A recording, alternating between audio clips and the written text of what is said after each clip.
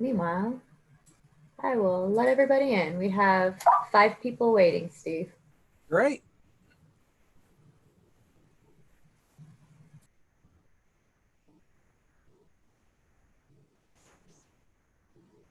Welcome, everyone. Happy to have you guys. Give everyone a minute here, get their audio started and set up. And it's certainly not mandatory, but if you feel comfortable putting on your video, it'd be great to see your faces.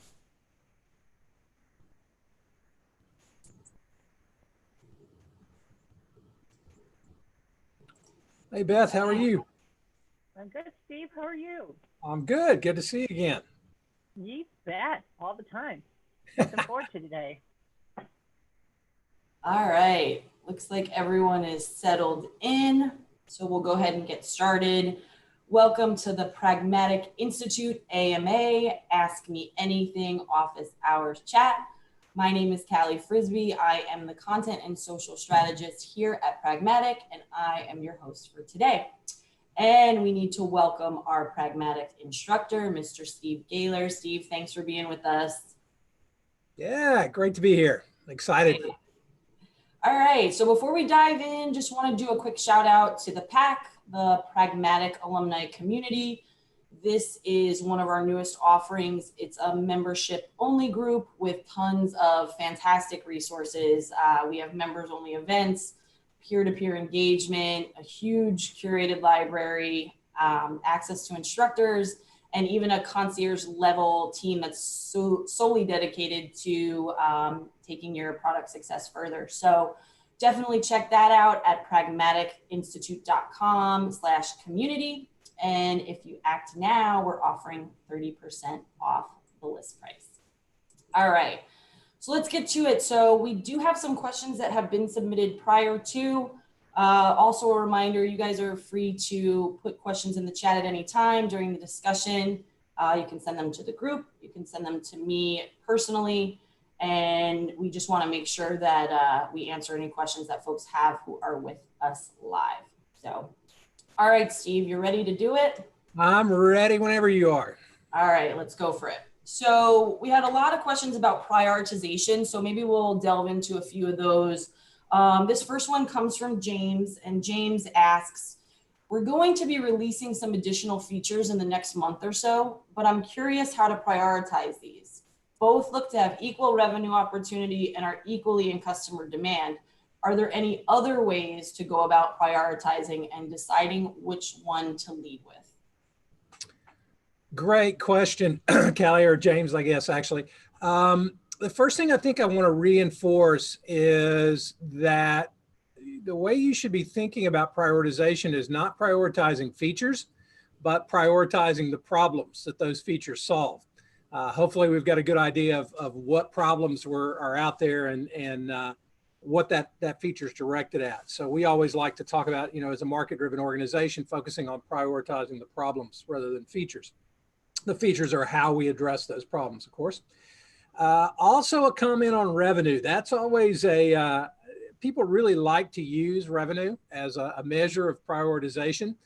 Unfortunately, revenue, especially when it's tied to specific problem sets and things of that nature, oftentimes that revenue is a made up number. It's a bunch of made up stuff. I don't know how many times I've had salespeople come to me and say, hey, if you go add this to the product, I'll sell $10 million more stuff. I say, okay, great. We'll do that. And we'll only raise your quota by $5 million. Well, wait a minute. I don't know. I'm not, So watch out for revenue because oftentimes it's a bunch of made up stuff. Even if it is kind of a contractual thing where somebody has said, I will pay you X dollars or euros or whatever. To add this to your product, I'll essentially pay for your development. It looks pretty good.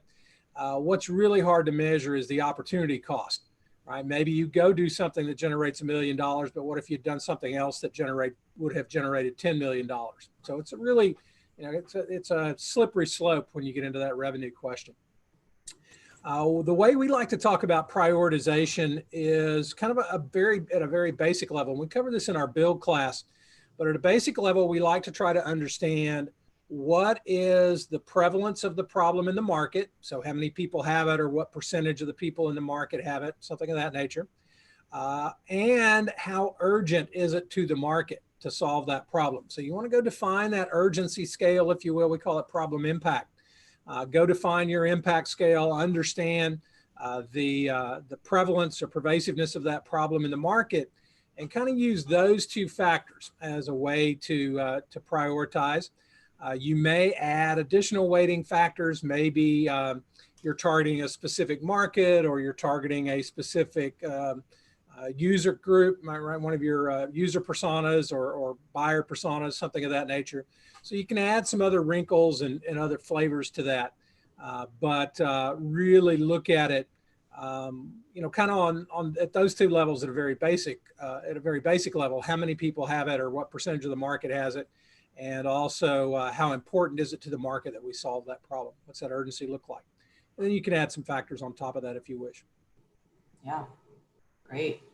Hopefully that's helpful, James. We have another prioritization question here. This guy seems like he's just got a lot coming at him. He wants to know what to tackle first. How do you prioritize the calls that you should be making when you're getting urgent revenue driving matters from sales versus customer requests versus fixing bugs versus new features? How should we be ranking these in order of importance so we know which order to best tackle them? So we've got that same kind of revenue question again. You got all this revenue stuff, which, maybe real, maybe a bunch of made up stuff coming from sales and so on. You've got those current customer requests, fixing bugs, new features, and so on. So, if you think about, for those of you who've been to our classes, if you think about the three parts of the market, of a market segment, you've got customers, you've got current people who are currently buying, evaluators, and you have people who aren't shopping yet, potentials. And really what was kind of highlighted in that question are inputs from all three of those, all right? The sales requests, all those revenue requests are probably coming from evaluators. Bug fixes are probably coming from customers. And I believe they also mentioned customer requests as part of what was driving it. And new features, again, those people who are perhaps not shopping yet, right? They want something new. Let's go capture a new part of the market. So you've got all those inputs coming from all those different pieces. And I would be remiss if I didn't want to once again point out, we don't prioritize features, we prioritize problems. So I need to understand those problems. Adding on to the kind of the previous question though, is really where some of those additional factors that you might want to consider come into play. Do you want to be focused on growth, for example, as a part of your strategy? So those things that are driven from evaluators, those things that are driven by the potentials, the people who aren't currently shopping, those would get a higher priority. And you reflect that in that impact scale that I talked about, for example. If you're concerned about your current customers and customer satisfaction and selling back into that customer base, then those customer requests and those bug fixes may have a higher priority for those kinds of things. So really the first thing you've got to do is figure out what is your strategy. Second thing you probably got to do is realize, which I think has already occurred in this instance, just based on the question, but you can't do everything, right? You're going to have more requests. You're going to have to prioritize. So set your strategy, use those strategic kind of elements to adjust and add those additional weighting factors or additional parameters on that base evidence times impact kind of equation. This next question is about market research surveys. So this comes to us from Alicia, and Alicia asks, we're trying to conduct a market research survey with our customers. Our response rate has not been great so far, and we're curious what you think is the best way to identify the survey taker. For example, do we ask business executive or portal admin? Ideally, we want to identify the stakeholder by asking the right questions. How do we approach this? So what are the questions Alicia needs to be asking, Steve? Right. So I think there's a couple of different ways that you can approach that. One of the ways you could approach it, there are, and I don't know if what I don't understand from the question on the background is, are they using a third-party market research firm to conduct some of these surveys on their behalf, or are they doing it on their own? There are certain research firms, for example, that you can tell them what title or what level in an organization that you want to target. And they, from their lists and their information, can really do some precise kind of targeted surveying now. If you think about somebody like Google, Google actually offers a survey service. In addition, obviously they have Google Analytics, but on top of that, they also have the survey service. And you can imagine all that Google knows about everybody and how targeted they can be in those surveys. So you can use third-party market research to help target that. You may also have your own data sciences group that you can use to help target if you have your customer list, for example, or a contact list of your own. You can begin to subset based on that. If you're just kind of putting for lack of a better term, a generic survey out there, you're putting it out into the world and you want to see who responds and maybe who and target it based on that response, then I think it's perfectly fine to list a set of titles. Are you filling which of these following roles, or what is your current role, or something of that nature? Just ask for that kind of information. You can also sometimes ask responsibility questions. Do you have responsibility for P&L? Do you have responsibility for a team? Do you have direct reports? So there's some of those kinds of questions that you can ask that will help guide you into functionally what is this person responsible for, independent of their actual title. So that's another way you can do it. You do have to be a little bit careful because you want this survey to be as succinct as possible. I don't want to ask 5 questions trying to figure out who's responding to the survey, because they get through those first 5 questions, that may be part of your abandonment rate, right? That may be why you're not getting the responses. So we've got to keep it tight. We've got to keep it succinct, but there's a couple of different approaches you can use to be able to understand who's responding or to target that survey to a specific group. Great. This next one is about subscription models. And oddly enough, we've had a bunch of questions around subscription models in the last few weeks. This one's from Raul, and he asks, how sustainable do you think subscription models are in this current climate? Do you think that they'll weather the storm, or is it time to begin thinking about another strategy or offering within our company? That is a really, really good question, given the current environment. And I think you have to go back to kind of the foundation of what drove subscription models. Why did we get to a subscription model?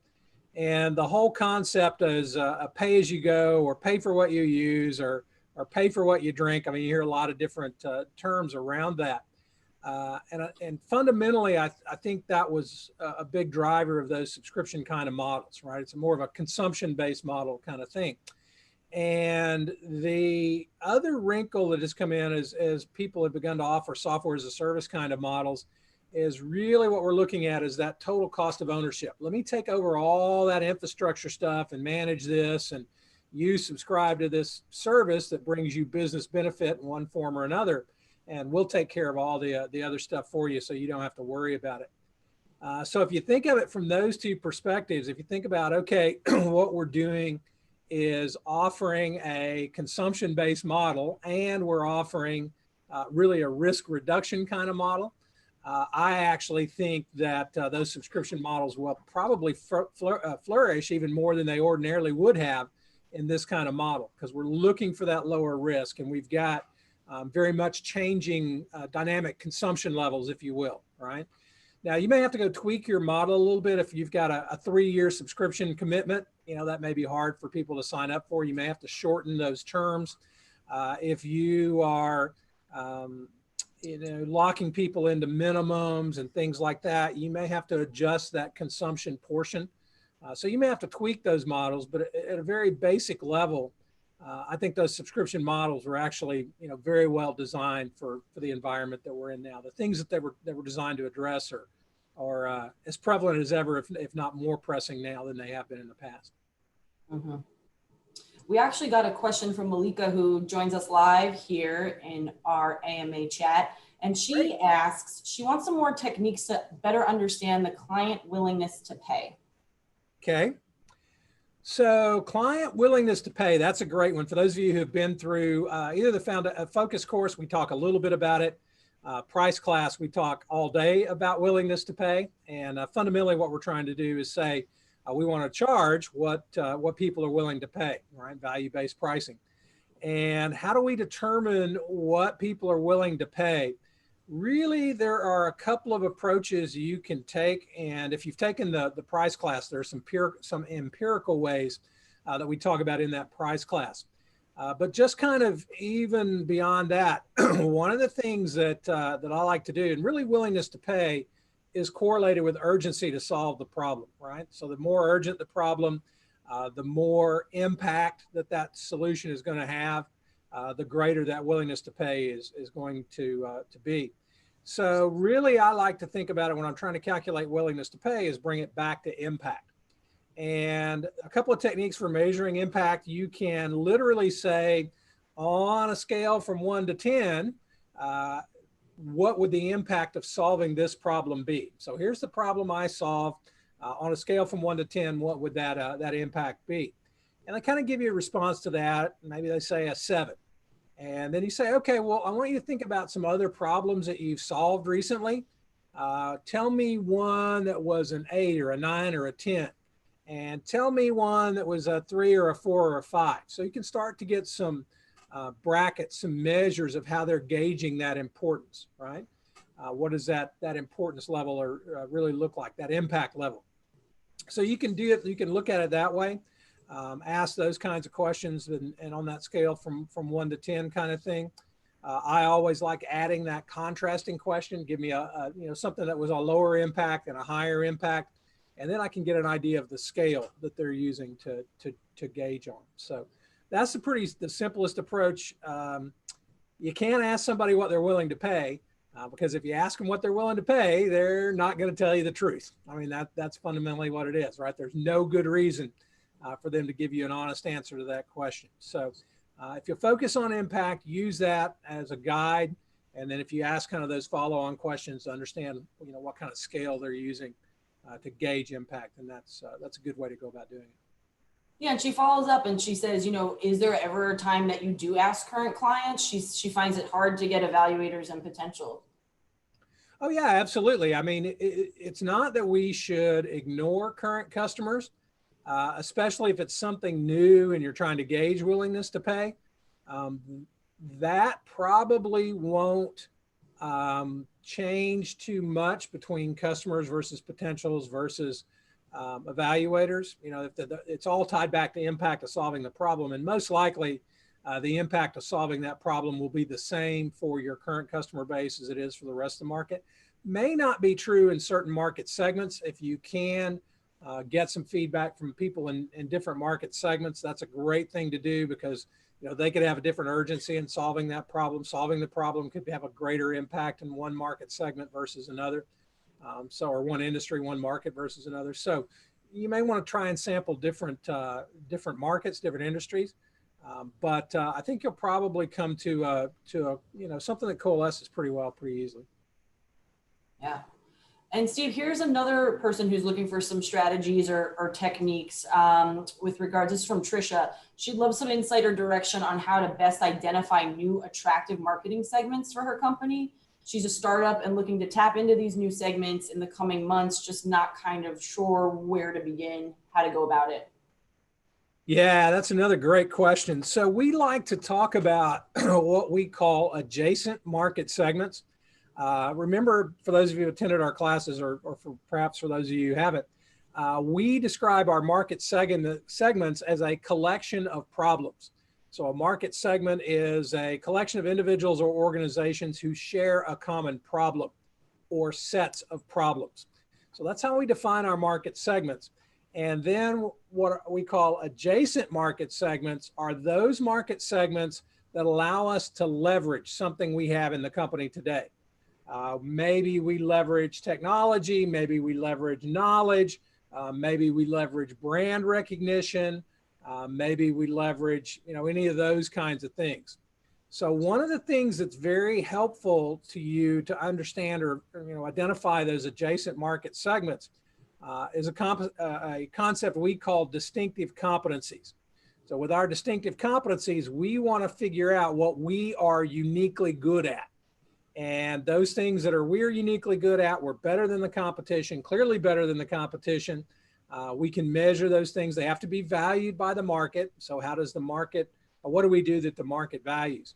If you understand those distinctive competencies and you can leverage those into adjacent market segments, then that's a great thing to go do. Also, you can, just list your core competencies. What are the things you're really good at? What are the other attributes that you might be able to leverage into those adjacent market segments? There's some really good examples of companies that have been able to do that. One of my favorite examples that I've read about in the past, the company that put together AutoTune, the software application that makes everybody sound like they sing well and share sing exceptionally well kind of thing. AutoTune actually came from a company who started out in oil and gas exploration.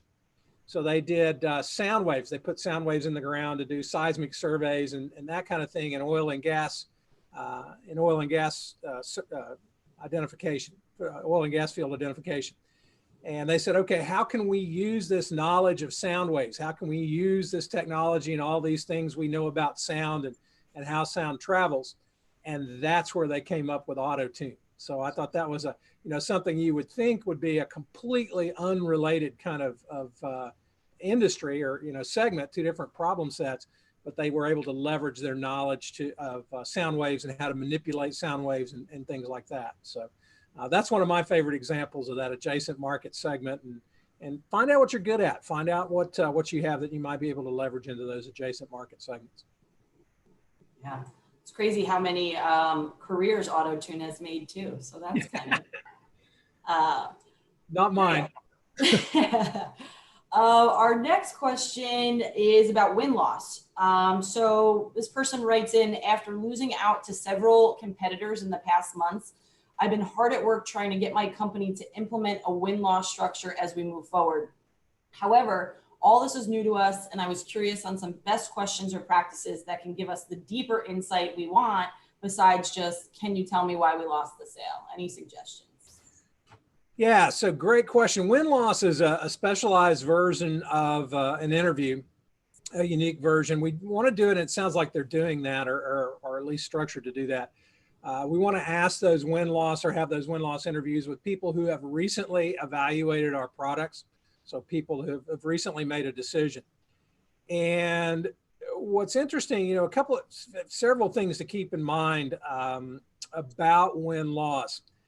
Probably the first, I don't know, I'd call it, in my organizations, it was always a hard and fast rule. But the person doing the win-loss interview could not be someone that was involved in that deal. Right. So if you did a demo, if you presented a roadmap, if you pontificated on future direction of the company, right, any of that kind of stuff, you were part of the team that worked that deal. And you can't do win-loss analysis on that deal because you will filter. You'll filter the feedback you get, and the person providing you that feedback will also filter what they say to you based on the relationship that was or was not built, right, during that discussion. I always like to use the example, you ask somebody, why didn't you choose us? And they say, well, we didn't pick you because you didn't have that feature. And you say, now, wait a minute, we have that feature. And I know you saw that feature because I was the one who did the demo that showed that feature. It's your fault you made a bad decision. You weren't paying attention. All right. So we got to get that filtering out of there. And really what we're trying to understand is what was the process they went through in making that decision? What were the steps they followed? What were the things that were important to them in that decision? What did we provide to them during that sales process that was helpful to them in the decision? What did we not provide that they wish they had had? But one thing that's very interesting to keep in mind, Sales and Marketing Magazine did a survey a few years ago, and may get the numbers off a little bit, but I'll be pretty close. But 85% of deals were won or lost, not because of price and not because of features and functionality. 85% of deals were won or lost because of price. Because of process. So we've got to understand that process. How did they make their decision? What were their buying criteria? If you think about 85% lost or won or lost, not because of price, That leaves us that other price or features, functionality. That leaves us that other 15%. And there's a certain portion of that 15% that we want to lose on price, right? They get to a price point where we'd rather leave that to the competition. So that definitely comes into play as well. So focus on understanding the process, focus on understanding the steps. Like any interview, you want those big open-ended questions.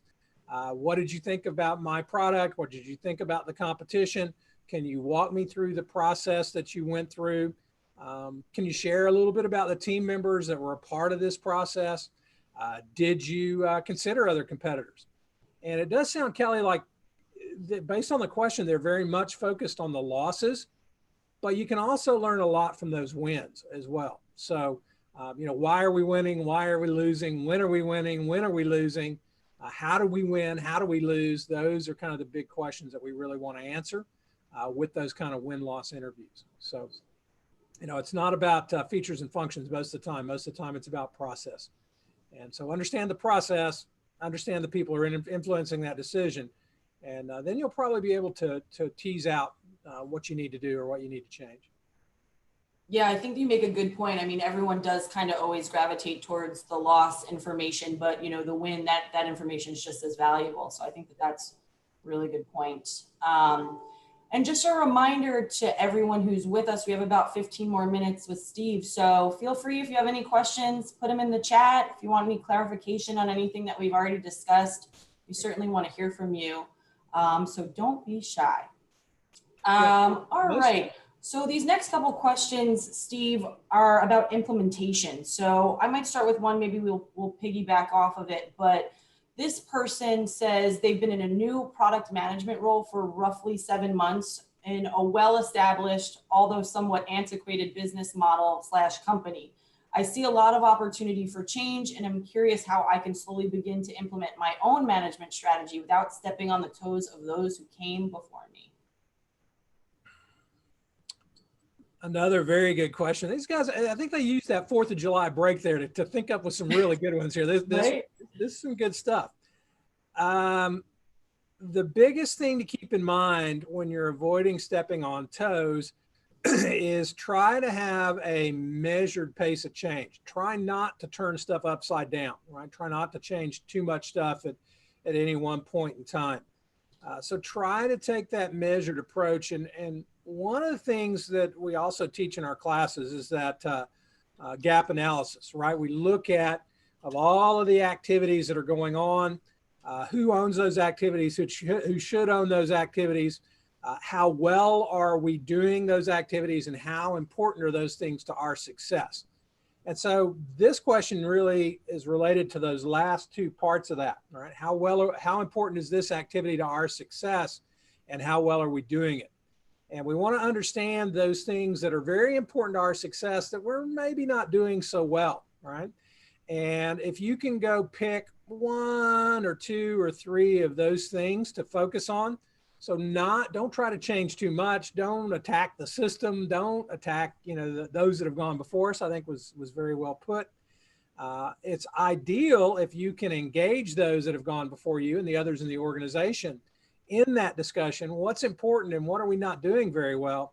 And then you kind of build some consensus in the organization that yes, these are the things that are broken, or maybe these are things that aren't working as well as they need to work. And let's go focus on those, and only focus on, 2 or 3, something like that, not a huge number. But if you can involve those others, engage the others in that discussion, now it's more of a collaborative exercise. It's much less dictatorial, if you will, but start slow, right? Take it easy. One of the things that I have done in the past to kind of promote change and show progress is I would carve out maybe one small product or a new feature we're adding, or maybe a new release of a product, and go try some new approaches on that in that smaller playing field, and then apply some of the concepts that we teach or around this market-driven kind of approach, and start small and go implement and let everybody see the results of those changes. And when they see the hard results of the way that little carved out piece was run, then it makes it easier to move that across the rest of the organization. So So what I would say, start small, engage the rest of the organization, have the discussion and say, okay, where do we need to focus? What's not working as well as it needs to, or not working as well as it should? And let's see what we can go, what we can do there, what we can focus on. Yeah. And Alika, who's on the call with us, mentioned, start with the biggest pain points for the group and then do gap analysis on that. Yeah, you can certainly do it that way. Although sometimes, and I hate this term because it's the most overused term in business. If any of you have sat through classes, Beth, you probably heard me say this. I hate low-hanging fruit. Right? That's an awful, and Alika as well. She sat through classes with me. I hate that term, but there may be some quick hits we can use to remove some of that pain without it necessarily being the largest pain points. So you may want to go look for some low-hanging fruit and see if you can have some quick impacts relative to the effort you have to put out. And we got another question from Pamela, who's with us as well. And she says, do you have any suggestions for starting to map out the buyer journey? Suggestions on how to map out the buyer journey. That kind of is tied back to that win-loss question. If you ask those questions, those buyer journey kinds of questions during win-loss, then you can begin to map out that process, right? You want to understand who was involved in the decision. You want to understand a bit about what role they played in that decision, what kind of influence did they have. So if you start by understanding the personas and say, walk me through the process you went through. Was it an economic decision? Who participated in the decision? What were the criteria that you used to make that decision, right? And then you can kind of get that step-by-step phase. You can begin to tease that out.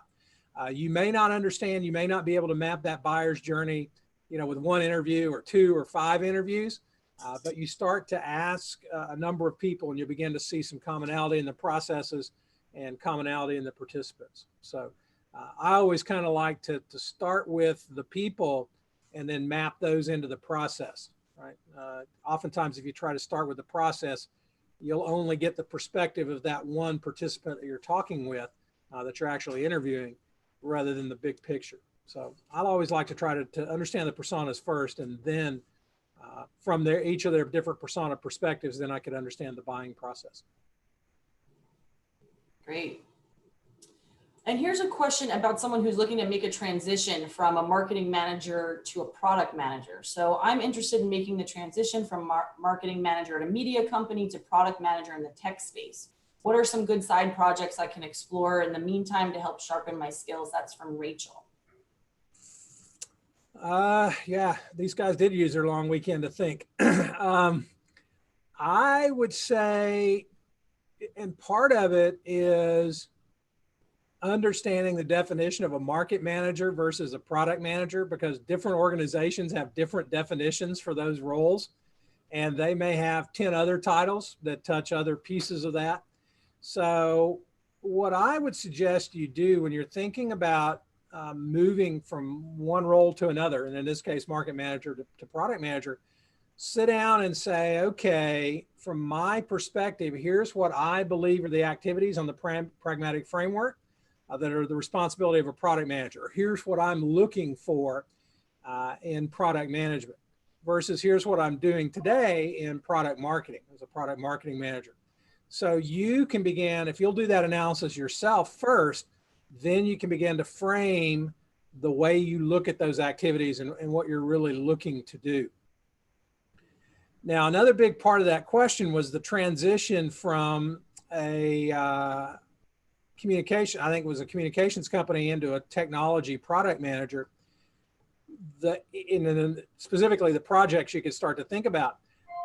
One of the things I would suggest you do, even in that communications kind of role, there's technology underpinning what you're doing. So find out who your product managers are. Sometimes it's maybe a third party that you've worked with to provide infrastructure and provide you with technology that you're using. But spend some time with those folks. And if it's an internal group especially, find out what you can do to help them. There is always more work to be done than can be done in either of those roles. And so go to your product management group and ask them, what can I do to help you? Is there some research or some information or or things, maybe even write a requirement, articulate some problems for you. So start to understand what you can do or how you might be able to take some of that workload or help them with some of that workload. Again, it's a little bit more challenging if that the people who are providing your technology are at a third party, but you can still ask those same kinds of questions, right? But it's all going to be around problems. It's all going to be around understanding problems. But I think before you can even start down that path, you've got to look yourself and say, okay, what do I think technology, product marketing, or product management is? And therefore, what are the activities that I want to learn more about or need to learn more about? Great. And since you're our pricing expert, I took price with Steve. I want to give you a pricing question we have.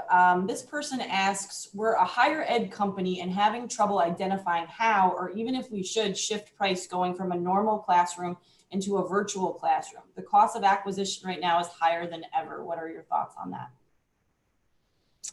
All right, so the question is, should we charge more or less for online classes than we should for in-person classes? Have I got that right, Kelly? Yep.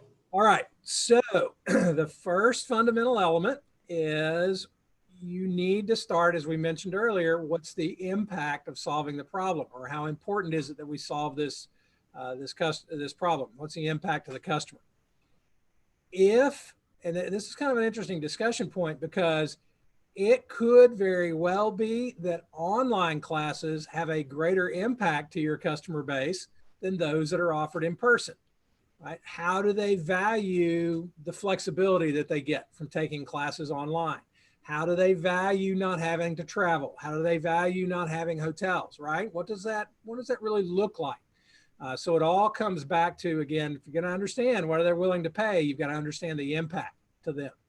So I think there's this automatic kind of response that we need to adjust prices because it's different. Maybe in this case, they mentioned their cost structure is different, right? But their cost of delivery may be different as well. Cost, by the way, costs don't matter to price, right? The only thing that matters to price is what people are willing to pay. So I would come down and take a long, hard look, and again, do some interviews, do some Nihito calls, and understand the differences. There are pluses and minuses. I'm sure to online versus in person. Evaluate those and say, hey, does that mean that I need to raise my price or lower my price? What people are willing to pay is all based on the impact that you have to them. Mm-hmm. Great. And then Alika just had a question following up. She was just curious if there's a feature prioritization matrix that you suggest that we utilize. She Googled one. She didn't really find it all that helpful. Yeah, so I don't necessarily, we teach some different prioritization methods in the build class. And I talked a little bit of, prioritization as we got started here. The biggest things you want to keep in mind, I don't have a specific one that I can recommend. Maybe, I don't know if there's anything in the community, Callie, where they've talked about that. I haven't looked in that area recently, that part of the process lately. But the community may be one place where there may be some information, but in general, you want to make sure that whatever prioritization method you're using, that it utilizes input from the market and recognizes the input from the market. And that's where that pervasiveness of the problem that I talked about earlier and the impact to the people in the market, that's where we get that representation of the market. And also make sure it's fact-based, right? You're not basing it on a bunch of made up stuff. It's very objective in nature, not subjective. If you're using market segments as part of your prioritization because some market segments are more important to you, then that's an objective kind of measure. Revenue, maybe a bunch of made up stuff. So in general, I would say I don't have any specific models necessarily that I would recommend other than obviously those that we teach. But whatever you do, have that objective kind of approach that brings in representation from the market. And also don't make them too complicated. I've walked into organizations where they had 15 different factors and levers, and is it going to do this and what to do that and what?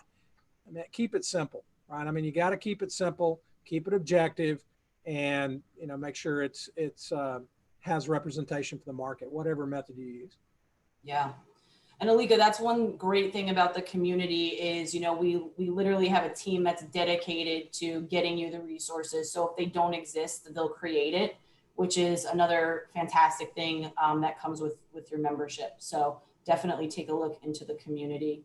So we've got a couple minutes left here. If we have any more questions, we will take them now. Steve, I wanted to give you a short and sweet one here. This person asks, what are some areas that you can easily and most effectively identify profit leaks? I'm sorry, I didn't quite catch the end of that, Callie.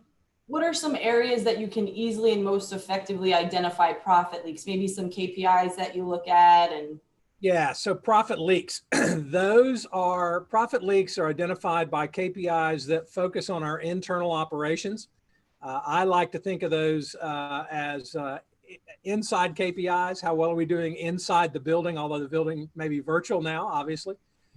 So you want to look at KPIs around things like the velocity of your development team. If you're in a software kind of technology environment, look at the cost of support, right? How much am I having to expend to support my product? Cases handled per support engineer, things like that. Productivity of the marketing programs. The last question that mentioned cost of acquisition, right? That's one of those internal KPIs. Is it costing me more and more? Am I losing money because I'm having to spend more and more over time to attract new opportunities? So think about your internal operations and what contributes to that cost base, and then identify KPIs that align with some of those cost areas. You know, if it's a cost center, what's a metric I can use to track that cost center? And also, when I put those KPIs in place, when I put those metrics in place, I'm not interested at them at a single point in time. I'm looking at trends over time. Right? Has my product become more and more complex? Therefore, my developer productivity has gone down, and my cost of support has gone up over time, right? That's where we're identifying those profit leaks. So I would say identify the operation, where your operational costs are, and then see if you can create some KPIs to track those over time. And you don't need dozens, right? Go pick 2, maybe 3 KPIs that you can track that are internal kind of KPIs. Yeah, it's great advice. All right, well, we've hit our time for today. If there are any last questions, feel free to pop them into the chat now. We want to be sure that while we have Steve's expert advice, we take advantage of him for the last couple minutes here. If not, you know, Steve, thank you so much for spending time with us today. We certainly appreciate you being here. So thank you for that. And then we just want to give a quick plug to the next event in our product chat series. This is happening next Tuesday, July 14th at 1:30 p.m. Eastern. We'll be welcoming Div Manikam, who was actually named one of the top 50 product influencers of 2009. So she'll be here with us for discussion on the buyer's journey reimagined. Pamela, I think you had a question on the buyer's journey. So take a look at our product chat. It's all about that next Tuesday. Ways to not only inspire our buyers, but also to really connect with them on additional and deeper levels. So you can sign up on our events page. You can find the link in our social channels. And in the meantime, stay well. Have a great weekend, everyone. See everyone. Have a great weekend. Thanks for joining us.